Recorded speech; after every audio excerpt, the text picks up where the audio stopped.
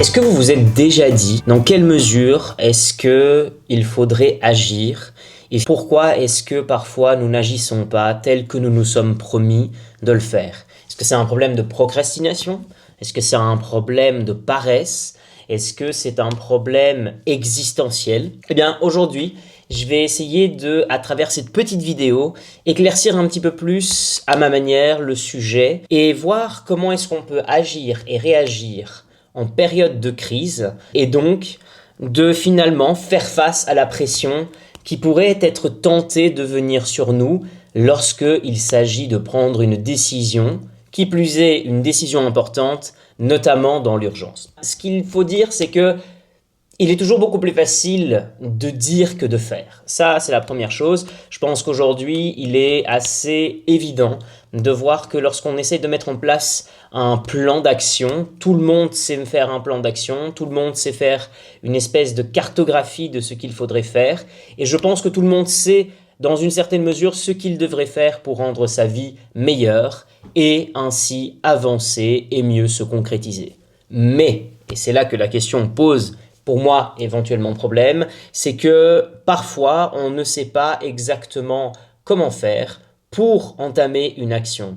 Est-ce que c'est la volonté qui précède l'action ou est-ce que c'est l'action qui précède la volonté? Est-ce que nous avons envie d'agir avant d'agir ou est-ce que c'est seulement en agissant que l'envie se crée et à ce moment-là nous l'avons déjà accompli et étant dans un mouvement d'engrenage, les actions suivront naturellement. Aujourd'hui, je vais essayer un petit peu de décrypter tout ça de manière évidemment hypothétique. Ce n'est pas du tout une réponse définitive, mais c'est celle que j'ai envie de proposer et de partager avec vous aujourd'hui. Ce qu'il faut savoir, c'est qu'il y a un psychologue qui s'appelle Walter Cannon qui a décidé de faire des recherches et dans ses recherches, il a trouvé le fameux concept, la fameuse dialectique ou tritypique, ça dépend si on prend les deux catégories ou les trois, ce qu'on appelle le fight, flight ou freeze, c'est-à-dire se battre, fuir ou congeler, ou c'est-à-dire bloquer.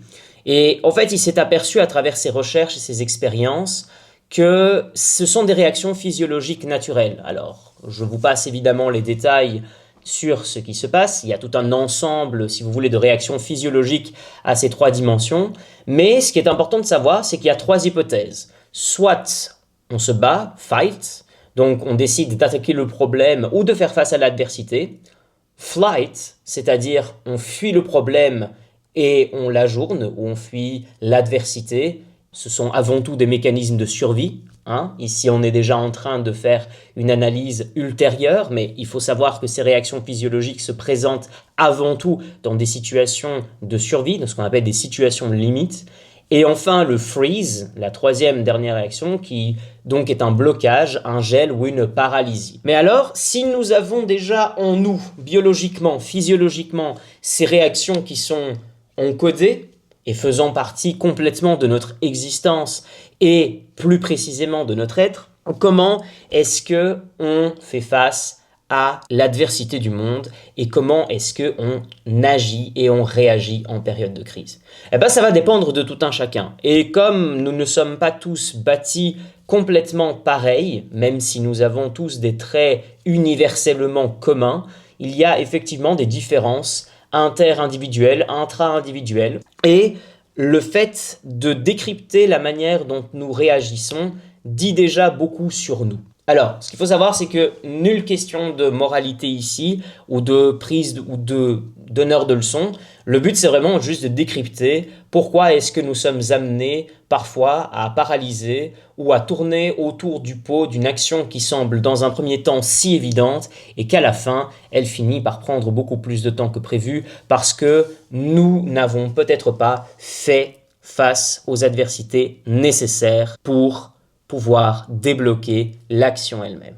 Ce qu'il faut savoir, c'est que ce ne sont pas tellement les choses ne sont pas difficiles à faire en soi, c'est le fait que nous n'osons pas les faire qui rend la chose difficile. Ce qu'il faut bien se rendre compte, c'est que, comme le disait déjà Sénèque, notre ami stoïcien que j'ai déjà mobilisé lors d'autres vidéos, c'est que ce n'est pas parce que les choses sont difficiles que nous ne les faisons pas, c'est parce que nous ne les faisons pas ou nous n'osons pas les faire qu'elles sont difficiles. C'est-à-dire que ce n'est pas l'action qui est difficile en soi, c'est le fait de débloquer le fait de faire l'action.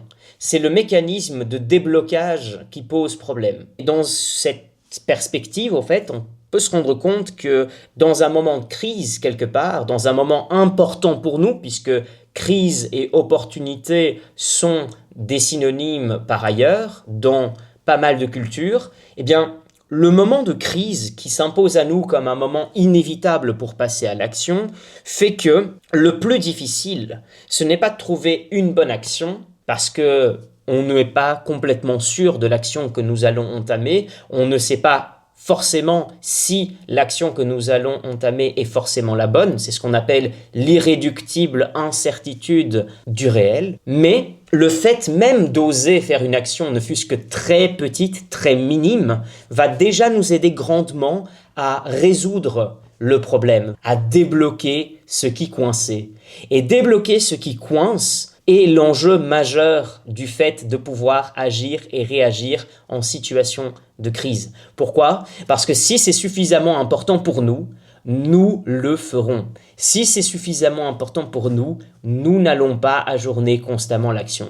Si c'est suffisamment important pour nous, nous n'allons plus nous trouver des excuses. Et donc, il faut réagir. Mais attention, dans la réaction, on a tendance parfois à réagir de manière disproportionnée et même parfois dans la panique justement, puisque physiologiquement nous avons ces réactions et nous ne sommes pas complètement en possession, pas toujours en tout cas, de tous nos moyens. Et ici, l'idée est de se dire que lorsqu'il s'agit de débloquer une action suffisamment importante pour outrepasser un moment de crise et créer ainsi une opportunité, une brèche, on peut supposer, et là c'est pour moi un enjeu majeur, c'est d'agir avec mesure. Alors, agir avec mesure, c'est quoi? C'est ce que disait notre ami Aristote, le milieu est la juste mesure.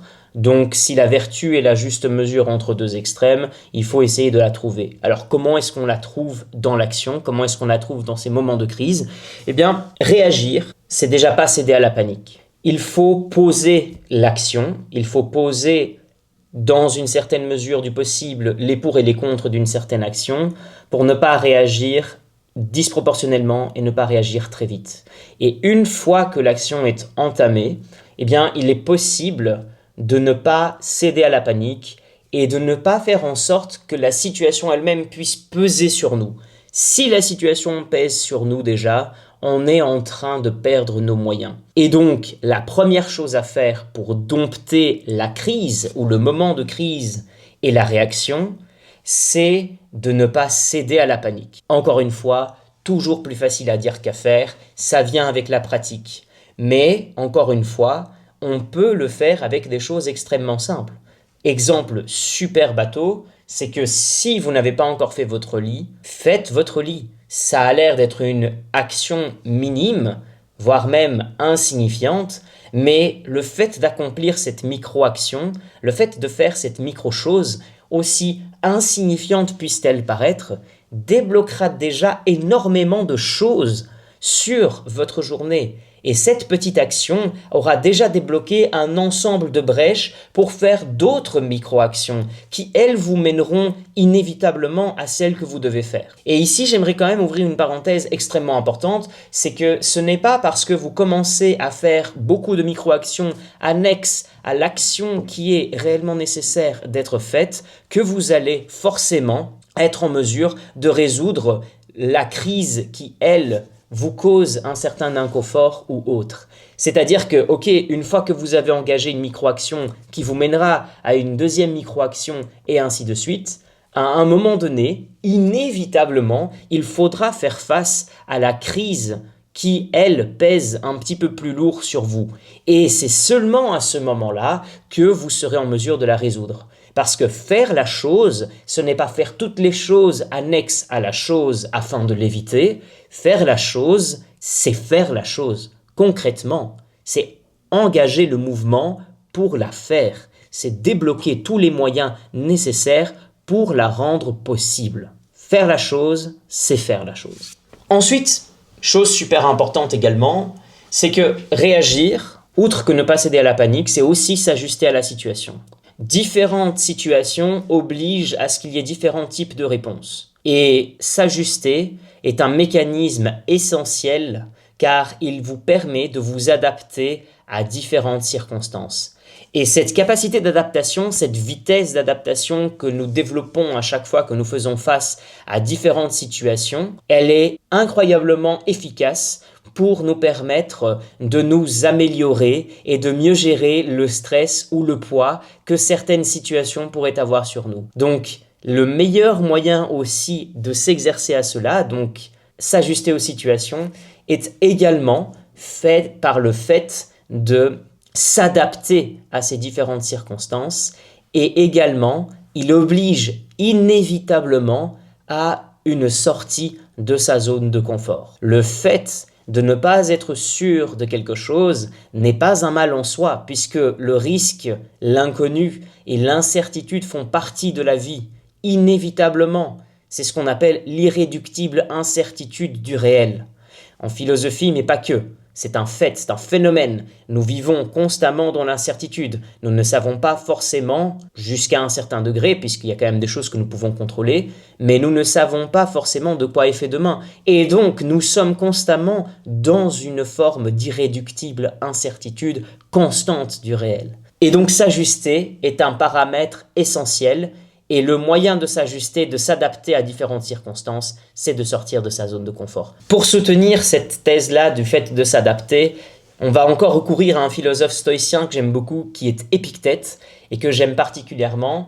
Il dit très bien une chose, il a plusieurs phrases qui explicitent cela, mais en tout cas, il a une phrase très belle qui est la suivante. « Ce qui trouble les hommes, ce ne sont pas les choses, mais la manière dont ils réagissent à ces choses. » Qui est un peu un écho aussi à une autre phrase que je pense proviendrait également ou de lui ou de Marc Aurèle, mais qui disait « Le problème n'est pas tellement ce qui nous arrive, mais la manière dont nous jugeons ce qui nous arrive, le contrôle que l'on peut avoir sur ce qui nous arrive. » Eh bien, encore une fois, cette reprise en main, cette prise de contrôle, non pas obsessif, attention, mais cette prise de contrôle est essentielle si vous voulez être en mesure de pouvoir répondre convenablement ou en tout cas en meilleure possession de vos moyens face à la situation ou à l'adversité qui se pose face à vous.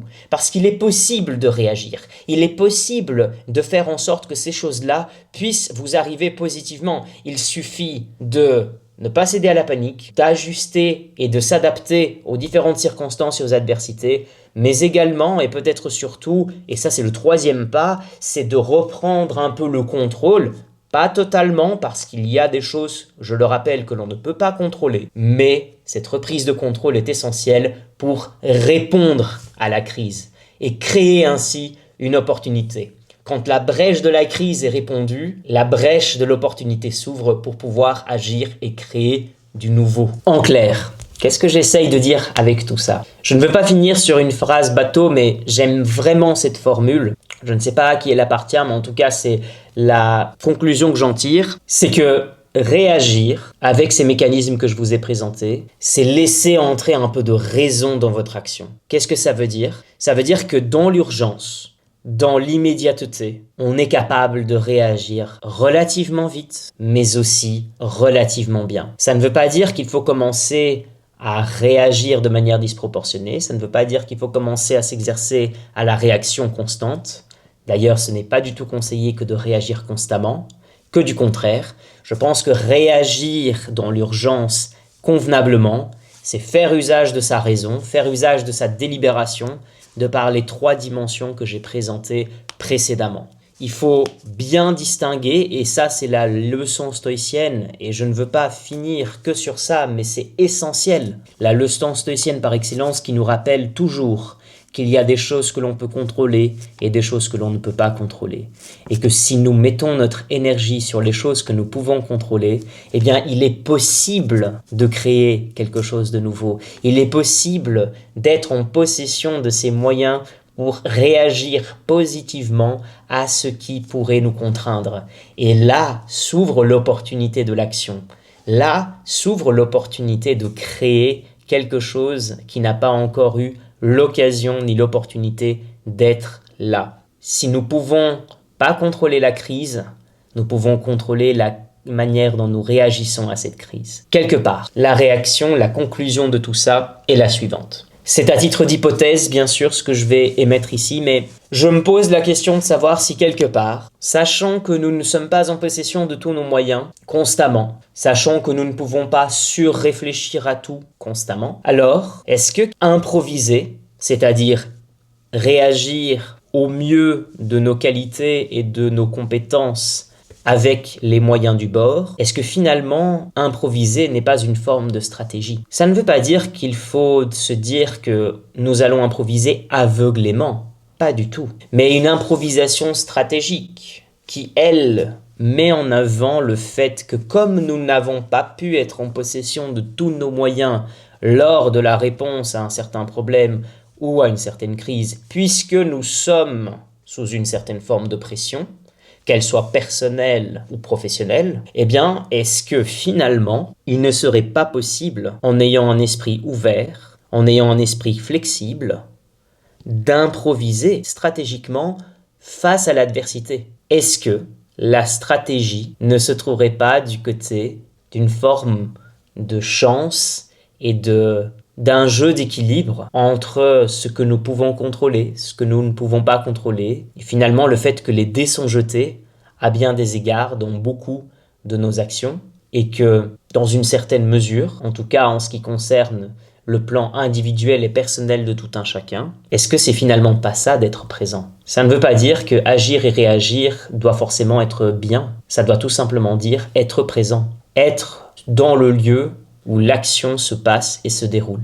Être présent, et ça c'est mon hypothèse, c'est transformer la peur en mouvement. Être présent, c'est essayer de transformer la panique en une forme de discernement qui va agir. Et peut-être le plus important, qui est ce que j'ai voulu défendre ici, c'est transformer l'imprévu en une forme d'opportunité. C'est se dire, je n'ai pas choisi cette situation, elle s'impose à moi, comment je vais y réagir? Comment est-ce que je vais transformer une crise en opportunité? Je terminerai avec une petite phrase, une petite hypothèse, mais que je trouve est super chouette et qui montre à quel point finalement tout ça est extrêmement présent d'enjeu pour notre monde actuel. C'est que, en fait, quand on agit, on n'a aucune garantie que l'action sera bonne ou mauvaise. On n'a d'ailleurs aucune garantie de quoi que ce soit. Mais je peux vous garantir une chose, c'est que si vous n'agissez pas, là, vous avez la garantie d'un échec. Et je pense que quitte à ne vivre avec aucun regret et surtout en période de crise, agir et réagir de manière délibérée et en une bonne possession de nos moyens et de nos compétences, nous avons peut-être le devoir ou la responsabilité envers nous-mêmes surtout, puisqu'il s'agit là de notre individualité et de notre existence individuelle, de pouvoir être en mesure d'agir plutôt que de ne pas agir, car ne pas agir serait le plus grand aveu d'échec que l'on ait pour nous. Merci beaucoup d'avoir regardé cette petite vidéo. Merci beaucoup de l'avoir écouté jusqu'ici. À la prochaine.